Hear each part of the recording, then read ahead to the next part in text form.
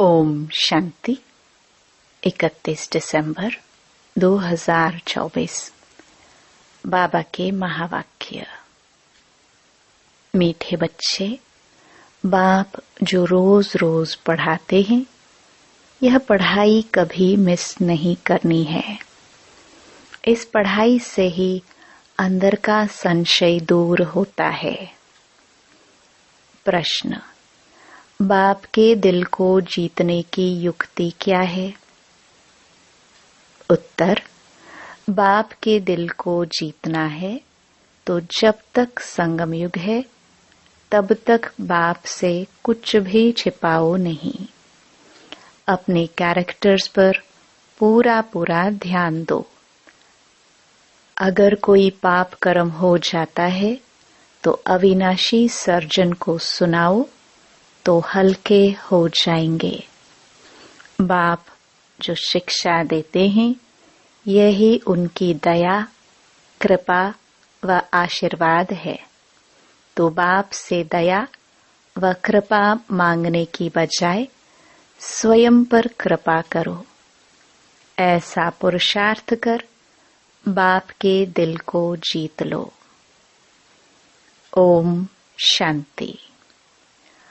अभी रूहानी बच्चे यह तो जानते हैं कि नई दुनिया में सुख है, पुरानी दुनिया में दुख है।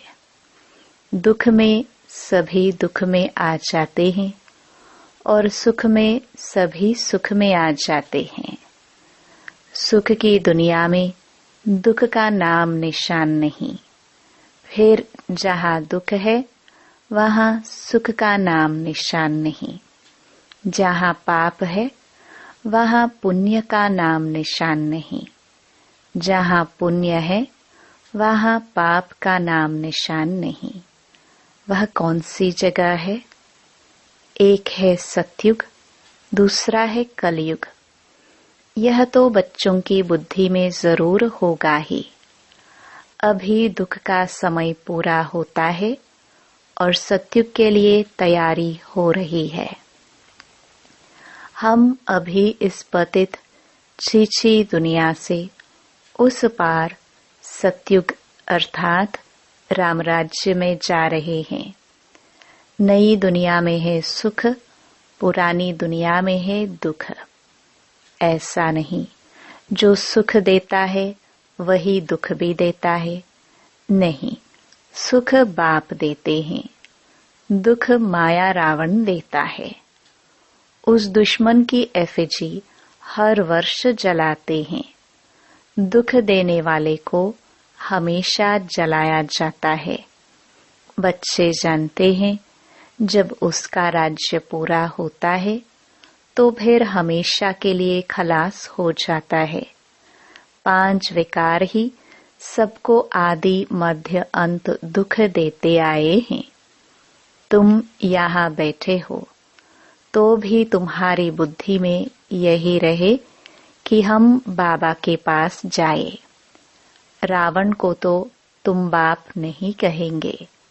कब सुना है रावण को परमपिता परमात्मा कोई कहते हो? कभी भी नहीं। कई समझते हैं लंका में रावण था। बाप कहते हैं ये सारी दुनिया ही लंका है।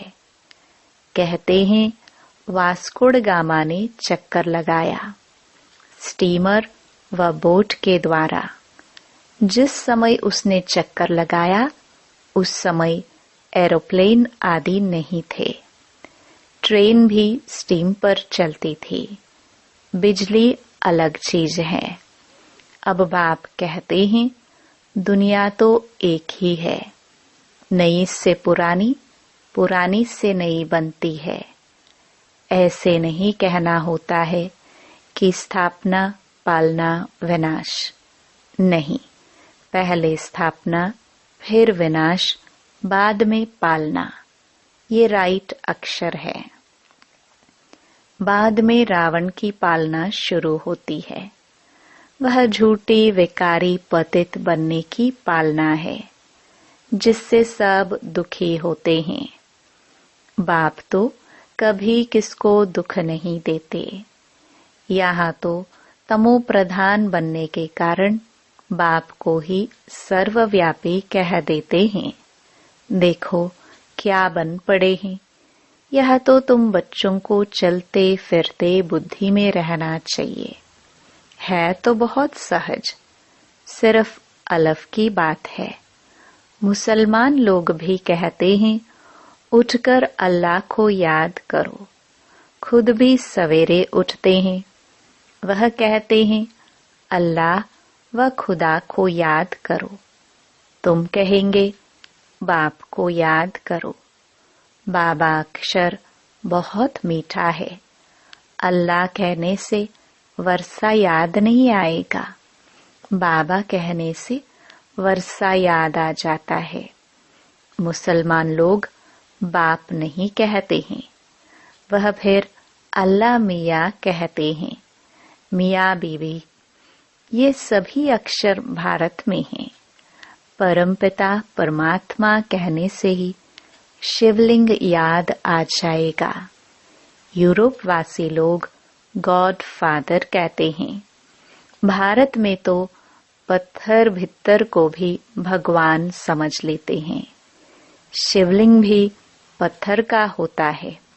समझते हैं इस पत्थर में भगवान बैठा है।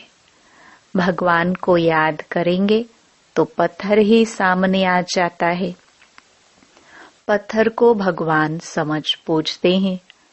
पत्थर कहाँ से आता है? पहाड़ों के झरनों से गिरते गिरते गोल चिकना बन जाता है। फिर कैसे नेचुरल निशान भी बन जाते हैं। देवी देवताओं की मूर्ति ऐसी नहीं होती है।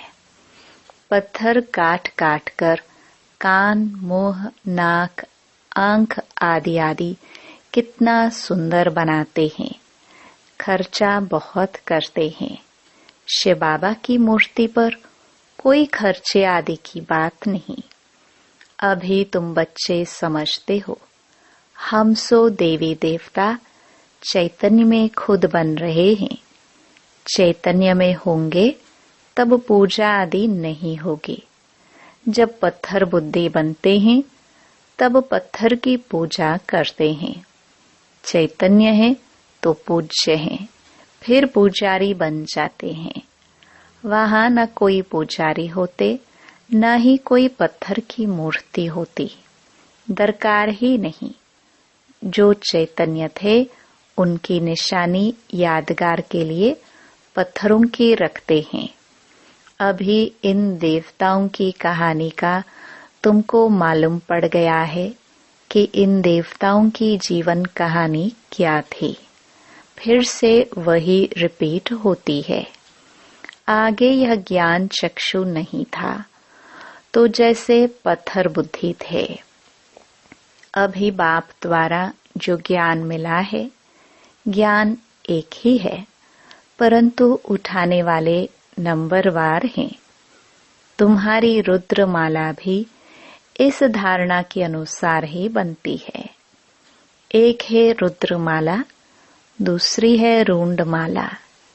एक है ब्रदर्स की, दूसरी है ब्रदर्स और सिस्टर्स की। यह तो बुद्धि में आता है। हम आत्माएं बहुत छोटी छोटी बिंदी मुआफिक हैं। गायन भी है। भ्रुकुटी के बीच चमकता है अजब सितारा। अभी तुम समझते हो हम आत्मा चैतन्य हैं, एक छोटे सितारे मिसल हैं। फिर जब गर्भ में आते हैं तो पहले कितना छोटा पिंड होता है, फिर कितना बड़ा हो जाता है। वही आत्मा अपने शरीर द्वारा अविनाशी पाठ बजाती रहती है। इस शरीर को ही फिर सब याद करने लग पड़ते हैं। यह शरीर ही अच्छा बुरा होने के कारण सबको आकर्षित करता है। सतयुग में ऐसे नहीं कहेंगे कि आत्म अभिमानी बनो, अपने को आत्मा समझो। यह ज्ञान तुम्हें अभी ही मिलता है, क्योंकि तुम जानते हो अभी आत्मा पतित बन पड़ी है। पतित होने कारण जो काम करती है वह सभी उल्टा हो जाता है। बाप सुलटा काम कराते, माया उल्टा काम कराती है। सबसे उल्टा काम है बाप को सर्वव्यापी कहना। आत्मा जो पाठ बजाती है वह अविनाशी है, उनको जलाया नहीं जाता, उनकी तो पूजा होती है। शरीर को जलाया जाता है। आत्मा जब शरीर छोड़ती तो शरीर को जलाते हैं। आत्मा दूसरे शरीर में प्रवेश कर जाती है। आत्मा बिगर शरीर 2-4 दिन भी नहीं रख सकते हैं। कई तो फिर शरीर में दवाइयां आदि लगाकर रख भी लेते हैं, परंतु फायदा क्या। क्रिश्चियन का एक सेंट जेवियर है, कहते हैं उसका शरीर अभी भी रखा हुआ है। उनका भी जैसे मंदिर बना हुआ है। किसको दिखाते नहीं है, सिर्फ उनके पांव दिखाते हैं। कहते हैं कोई पांव छू लेता है तो बीमार नहीं होता। पांव छूने से बीमारी से हल्के हो जाते हैं तो समझते हैं उनकी कृपा। बाप कहते हैं भावना का भाड़ा मिल जाता है।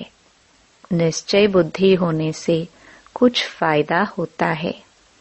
बाकी ऐसे हो तो ढेर के ढेर वहां जाए, मेला लग जाए। बाप भी यहाँ आए हैं, फिर भी इतना ढेर नहीं होते हैं। ढेर होने की जगह भी नहीं है। जब ढेर होने का समय आता है तो विनाश हो जाता है। यह भी ड्रामा बना हुआ है। इसका आदि व अंत नहीं है। हाँ, झाड़ की जर्जरीभूत अवस्था होती है, अर्थात तमो प्रधान बन जाते हैं। तब यह झाड़ चेंज होता है। कितना यह बेहद का बड़ा झाड़ है। पहले वह आएंगे जिनको पहले नंबर में जाना है। नंबरवार आएंगे ना। सभी सूर्यवंशी तो इकट्ठे नहीं आएंगे। चंद्रवंशी भी सभी इकट्ठे नहीं आते। नंबरवार मालानुसार ही आएंगे। पाटधारी सभी इकट्ठे कैसे आएंगे। खेल ही बिगड़ जाए। यह खेल बड़ा एक्यूरेट बना हुआ है। इसमें कोई चेंज हो नहीं सकती। मीठे मीठे बच्चे जब यहाँ बैठते हो तो बुद्धि में यही याद रहना चाहिए। और सत्संगों में तो और बातें बुद्धि में आती है। यह तो एक ही पढ़ाई है जिससे तुम्हारी कमाई होती है। उन शास्त्रों आदि को पढ़ने से कमाई नहीं होती। हाँ, कुछ न कुछ गुण अच्छे होते हैं। ग्रंथ पढ़ने बैठते हैं तो ऐसे नहीं सभी निर्विकारी होते हैं। बाप कहते हैं इस दुनिया में सभी भ्रष्टाचार से पैदा होते हैं। तुम बच्चों से कई पूछते हैं वहाँ जन्म कैसे होगा। बोलो वहाँ तो 5 विकार ही नहीं, योग बल से बच्चे पैदा होते हैं। पहले ही साक्षात्कार होता है कि बच्चा आने वाला है। वहाँ विकार की बात नहीं। यहाँ तो बच्चों को भी माया गिरा देती है। कोई कोई तो बाप को आकर सुनाते भी हैं। सुनाएंगे नहीं तो 100 गुना दंड पड़ जाएगा। बाप तो सभी बच्चों को कहते हैं कि कोई भी पाप कर्म हो जाता है तो बाप को झट बताना चाहिए। बाप अविनाशी वैद्य है। सर्जन को सुनाने से तुम हल्के हो जाएंगे। जब तक संगम युग है तब तक बाप से कुछ छिपाना नहीं है। कोई छिपाते हैं तो बाप के दिल को जीत नहीं सकते। सारा मदार पुरुषार्थ पर है। स्कूल में आएंगे ही नहीं तो कैरेक्टर कैसे सुधरेंगे। इस समय सबके कैरेक्टर्स खराब है। विकार ही पहले नंबर का खराब कैरेक्टर्स है। इसलिए बाप कहते हैं, बच्चों, काम विकार तुम्हारा महाशत्रु है। आगे भी यह गीता का ज्ञान सुना था तो ये सभी बातें समझ में नहीं आती थी। अब बाप डायरेक्ट गीता सुनाते हैं। अभी बाप ने तुम बच्चों को दिव्य बुद्धि दी है तो भक्ति का नाम सुनते हंसी आती है कि क्या क्या करते थे। अभी तो बाप शिक्षा देते हैं। इसमें दया, कृपा व आशीर्वाद की बात होती नहीं। खुद पर ही दया, कृपा व आशीर्वाद करनी है। बाप तो हर बच्चे को पुरुषार्थ कराते हैं। कोई तो पुरुषार्थ कर बाप के दिल को जीत लेते, कोई तो पुरुषार्थ करते करते मर भी पड़ते हैं। बाप तो हर बच्चे को एक जैसा ही पढ़ाते हैं। फिर कोई समय ऐसी गुह्य बातें निकलती हैं जो पुराना संशय ही उड़ जाता है, फिर खड़े हो जाते हैं। इसलिए बाबा की पढ़ाई कभी मिस नहीं करनी चाहिए। मुख्य है बाप की याद। दैवी गुण भी धारण करने हैं। कोई कुछ छीछी बोले तो सुना अनसुना कर देना चाहिए। Hear no evil. ऊंच पद पाना है तो मान अपमान, दुख सुख, हार जीत सब सहन जरूर करना है। बाप कितनी युक्तियां बतलाते हैं, फिर भी बच्चे बाप का भी सुना अनसुना कर देते हैं तो वह क्या पद पाएंगे। बाप कहते हैं, जब तक अशरीरी नहीं बने हैं तब तक माया की कुछ न कुछ चोट लगती रहेगी। बाप का कहना नहीं मानते तो बाप का डिसरिगार्ड करते हैं। फिर भी बाप कहते हैं, बच्चे सदा जीते जागते रहो और बाप को याद कर ऊंच पद पाओ। अच्छा, मीठे मीठे सिखिलदे बच्चों प्रति मात पिता बाप दादा का याद प्यार और गुड मॉर्निंग। रूहानी बाप की रूहानी बच्चों को नमस्ते। धारणा के लिए मुख्य सार। पहला, कोई भी उल्टी सुल्टी बातें करे तो सुना अनसुना कर देना है। Hear no evil. दुख सुख मान अपमान सब कुछ सहन करना है।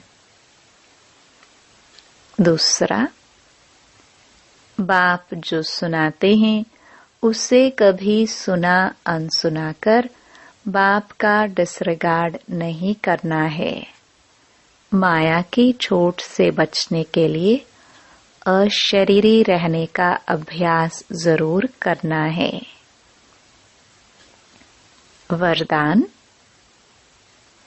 बाप समान रहम दिल बन सबको क्षमा कर स्नेह देने वाले मास्टर दाता भव। जैसे बाप को रहम दिल मर्सीफुल कहते हैं, ऐसे आप बच्चे भी मास्टर रहम दिल हो। जो रहम दिल हैं वही कल्याण कर सकते हैं। अकल्याण करने वाले को भी क्षमा कर सकते हैं। वह मास्टर स्नेह के सागर होते हैं। उनके पास स्नेह के बिना और कुछ है ही नहीं। वर्तमान समय संपत्ति से भी ज्यादा स्नेह की आवश्यकता है। इसलिए मास्टर दाता बन सबको स्नेह देते चलो, कोई भी खाली हाथ ना जाए। स्लोगन।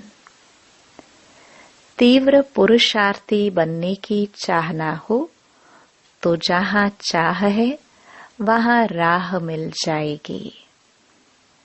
ओम शांति।